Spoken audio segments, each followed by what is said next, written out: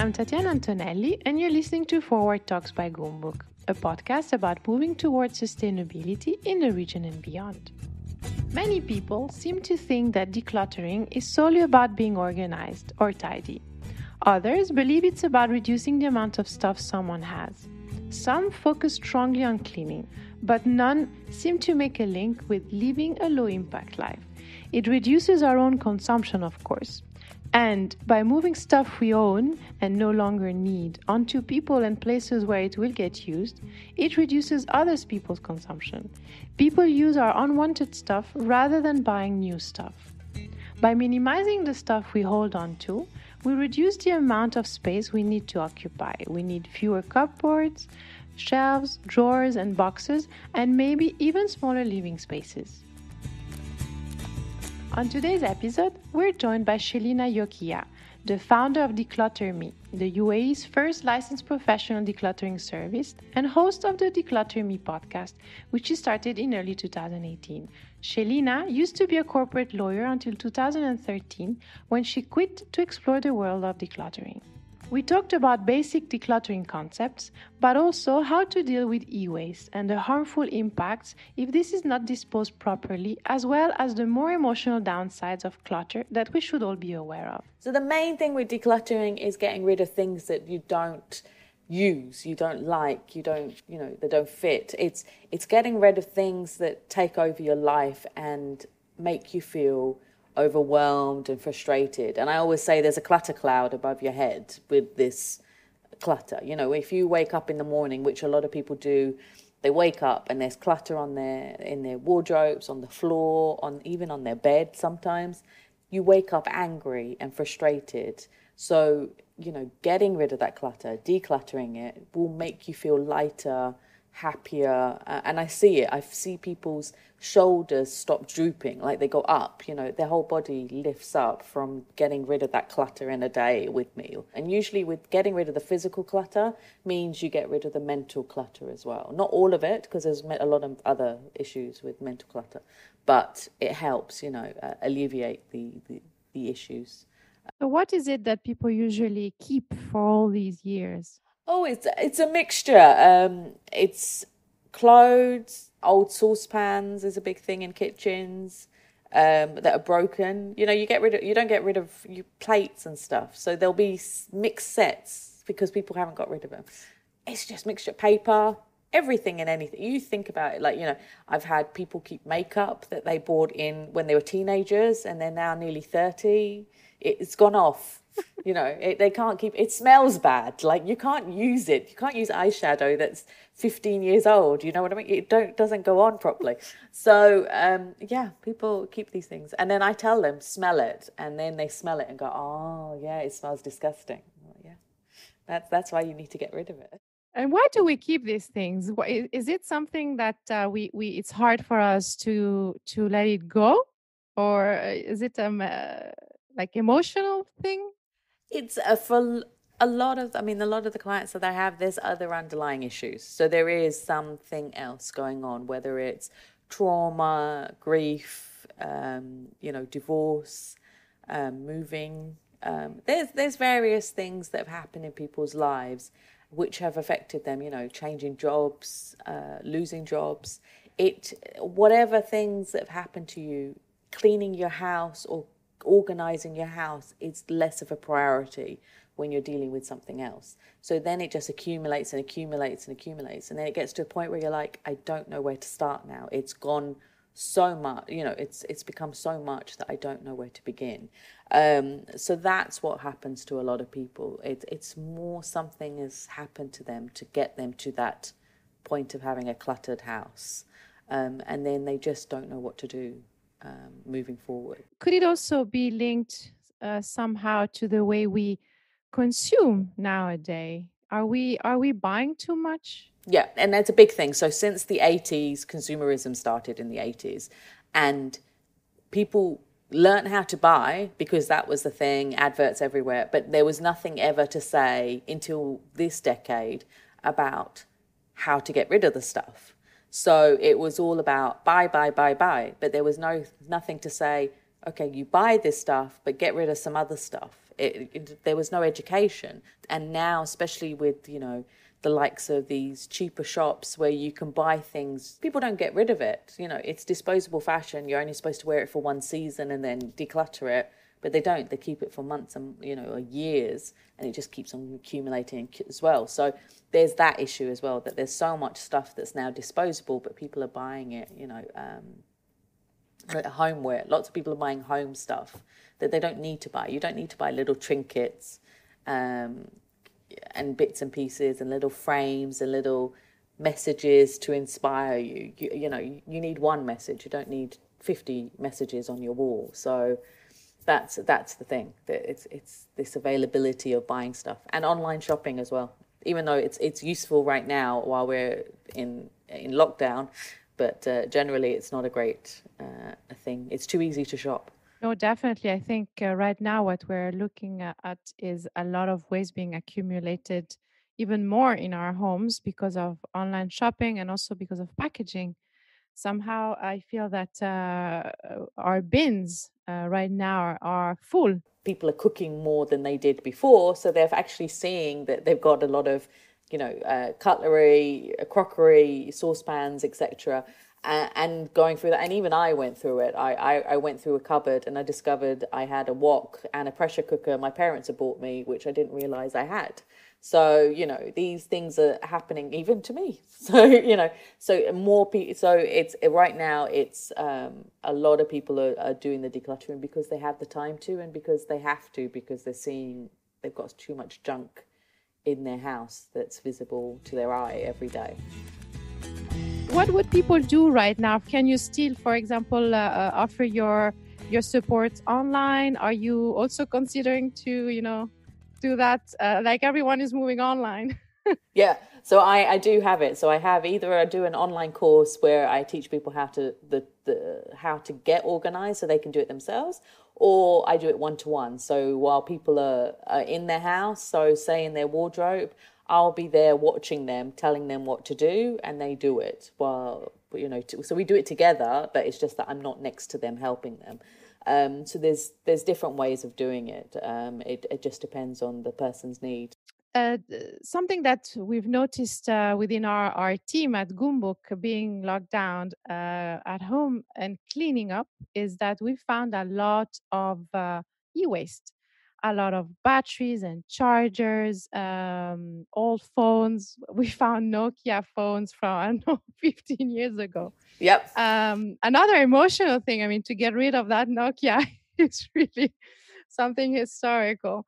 Do you have a lot of that with your clients, or maybe is it something that you also face with your the companies that you help to declutter?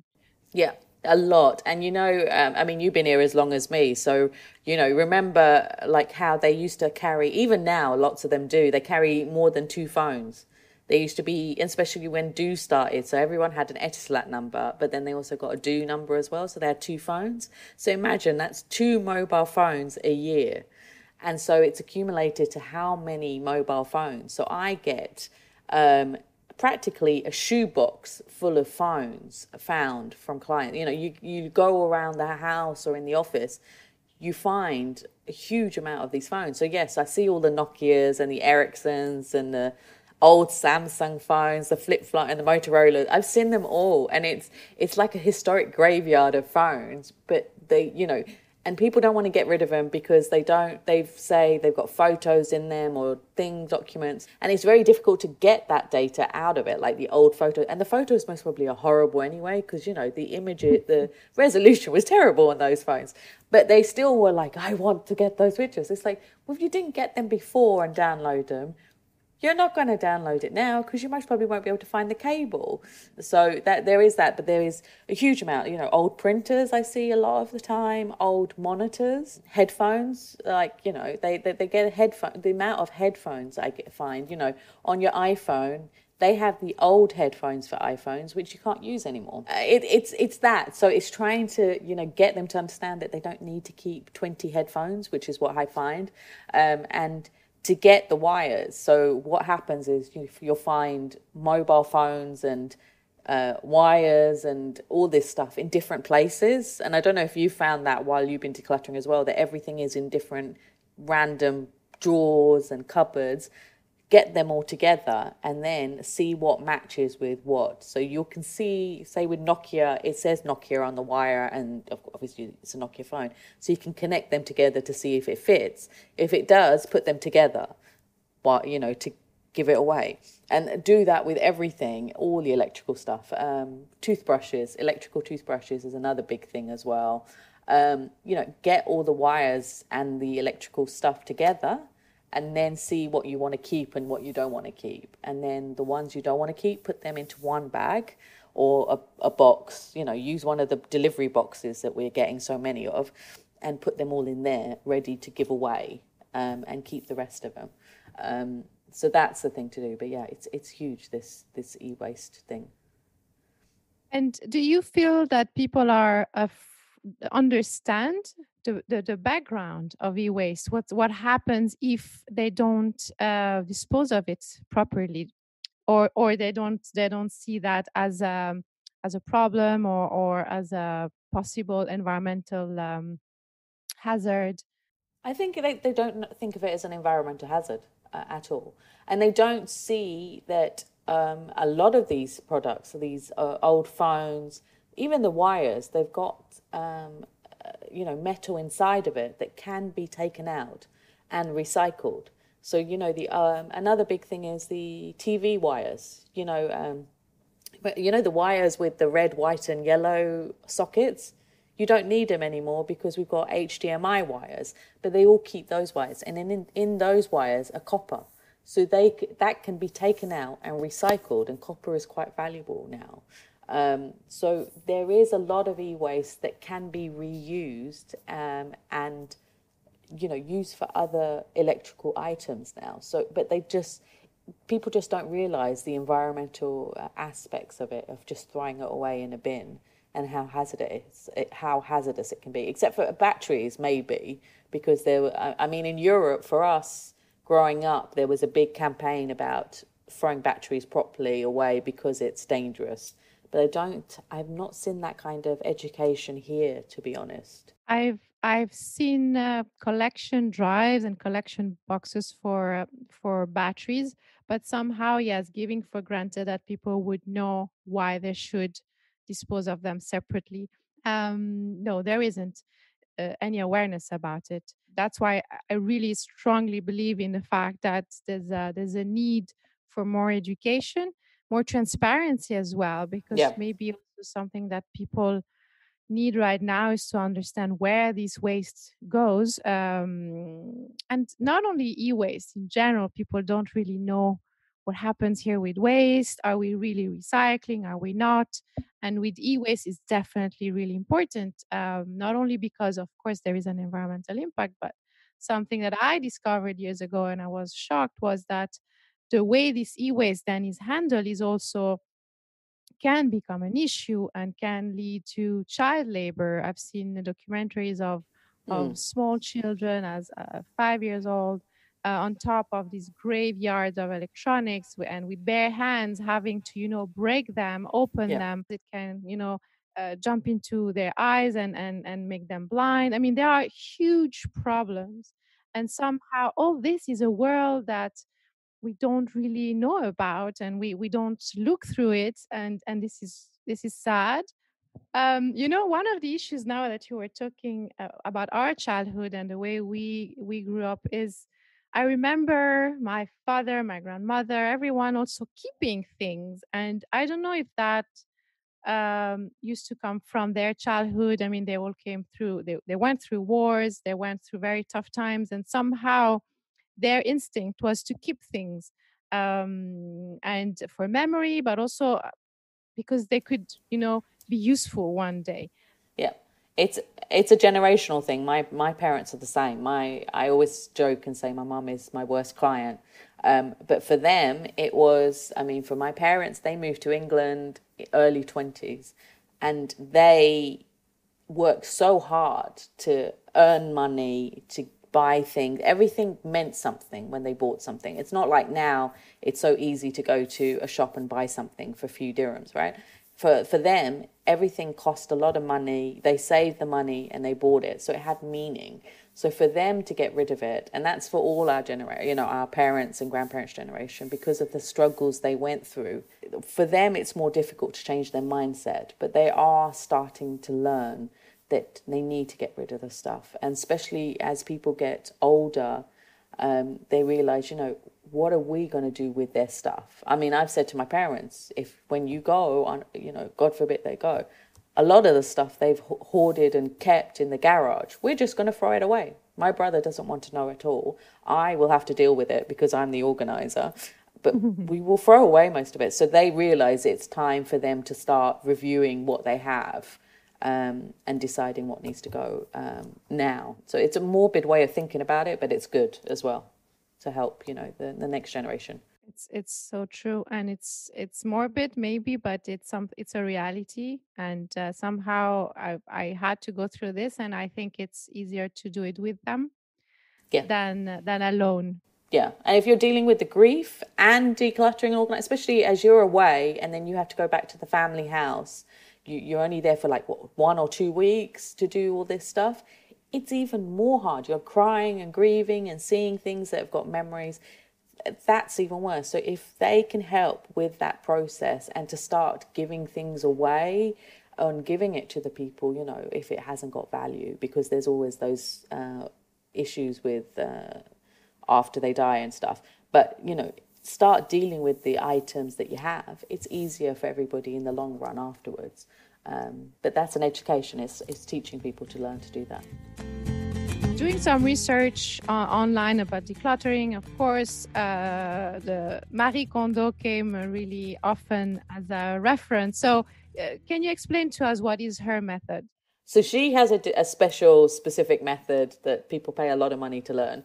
Hers is all about joy. So does it bring you joy? If it doesn't, say thank you to it and then give it away. She has a special way of folding her clothes as well. And she says that you have to take everything out and then deal with it. So if you go to your wardrobe, take all the stuff out of the wardrobe and then deal with it. Now, if you've got a massive walk-in closet or lots of wardrobes of clothes, even, you know, a small room full of clothes, if you take everything out, you will feel overwhelmed and have a mini heart attack. And it has happened with clients.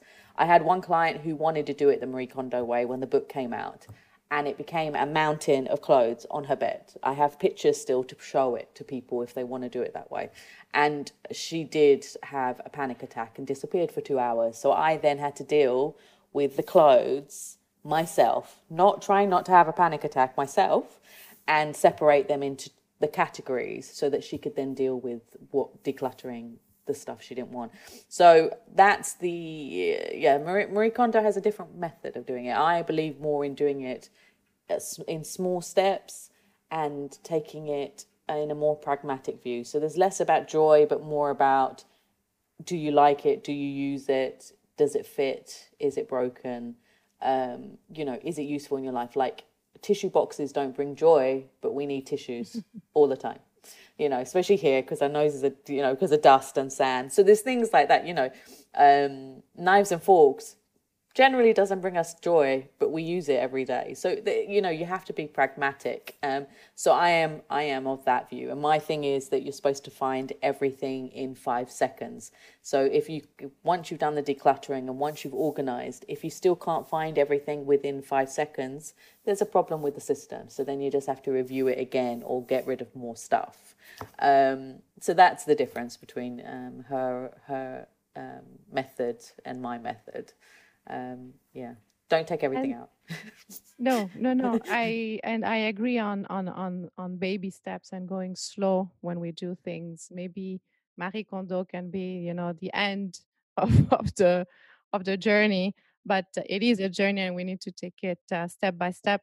I have another question for you. Is once we've decluttered and we're finally, you know, happy and in harmony, yes, what advice could you give us to, you know, make sure that we're not going to reclutter? I mean, what are the little steps that we could do daily or weekly to maintain our space and our well-being in a right space? So my thing is, if you buy one thing, you get rid of two things. So what I always suggest is have, say, a paper bag, or you get from shopping, or I have a cloth bag that's in my wardrobe, and every time I see something I don't like or doesn't fit or whatever, I put it into that bag. So when that bag is full, I then go give it to donation, or I give it to my maid or whatever. So that helps me with the 2-for-1. So when I do buy one thing, I've already got rid of 10 things by the time I've bought something. So if you do that, it should be the same item. So if you buy, say, a new saucepan, you get rid of 2 saucepans, but sometimes it's not possible. So then you can get rid of something else in the kitchen or somewhere else. So that's the one thing to maintain. And the other thing is to go do the declutter every few months. So I say every quarter. So you've done the big declutter, say now, during this time while we're in lockdown, but every so often then do, a kind of review of your stuff. So every quarter, go through it. It's not that you do it once and that's it. You're going to be fine, because you're always going to buy stuff. So do review your house, your rooms every few months. And to maintain it, and just check if you can't find anything in 5 seconds, then review that area, because that most probably needs some help. Amazing. I like that.